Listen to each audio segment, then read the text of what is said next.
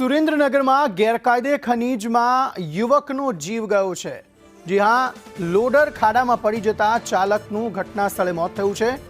ગેરકાયદે ખનીજ લોડર કૂવામાં ખાબકતા તેનું મોત થયું છે। લોડરથી સેન્ડસ્ટોન ભરતી વખતે આ શખ્સ કૂવામાં ખાબક્યો હતો। મૂળીના ખાખરાળા ગામે ગેરકાયદે ખનીજ ચોરી થઈ રહી હતી। આ મામલો સામે આવતા ચોટીલા નાયબ કલેક્ટર સહિતના અધિકારીઓ ઘટના સ્થળે દોડી આવ્યા હતા। સંવાદદાતા ધર્મેન્દ્રસિંહ ઝાલા જોડાઈ ગયા છે આ અંગે વધુ વાતચીત કરવા માટે। ધર્મેન્દ્ર, જણાવશો શું વધુ વિગતો આ સમગ્ર મામલે?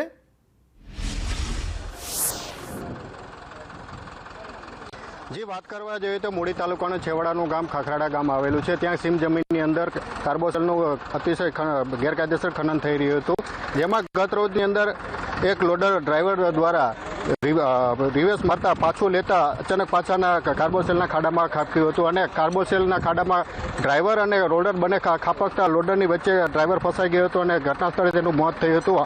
અને ઘટનાની જાણ ચોટીલા પ્રાંત અધિકારી એચડી મકવાણા અને ફાયર થતાં એસડી મકવાણા દ્વારા તાત્કાલિક રાજકોટ ફાયર બ્રિગેડ અને સુરેન્દ્રનગર ફાયર બ્રિગેડને જાણ કરી ઘટના સ્થળે પહોંચી હતી। ફાયર બ્રિગેડ હાલ તેનું બોર્ડર અને ડ્રાઈવરના મૃતદેહને કાઢવાનું કામ ચાલી રહ્યું છે।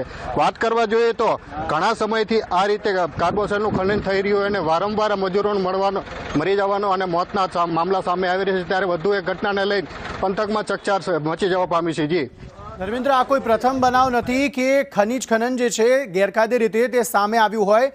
આ મામલામાં એક વ્યક્તિનું મોત થયું છે એટલે આ મામલો ઉજાગર પણ થયો।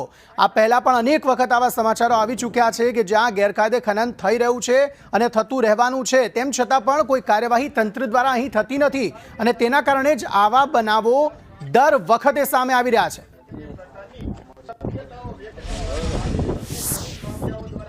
જે વાત કરવા છે કે વારંવાર મજૂરોને મરવાના મોત અને મોતના ઘટનાઓ સામે આવી રહી છે। અનેકો વાર પ્રાંત અધિકારી દ્વારા કાર્બોસેલના ખનન ઉપર કાર્યવાહી કરી છે, તેમ છતાં ભૂમાફિયાઓ બેફામ કાર્બોસેલનું ખનન કરી રહ્યા છે, જેને લઈ વારંવાર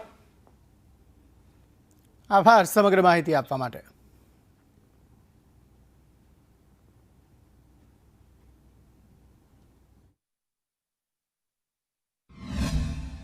એ બાજુની અંદર કૂવો આવેલો છે, તો ડ્રાઈવર દ્વારા જે રિવર્સ લોડર લેતા એ કૂવાની અંદર લોડર અને ડ્રાઈવર બંને સાથે પડેલ છે અને જે અંદર જે કૂવાની અંદર છે 35 ફૂટ જેટલું પાણી પણ ભરાયેલું છે અને જે બોડી છે, ડેડ બોડી છે, એ સીધી લોડરની નીચે આવી ગયેલી છે તળિયે।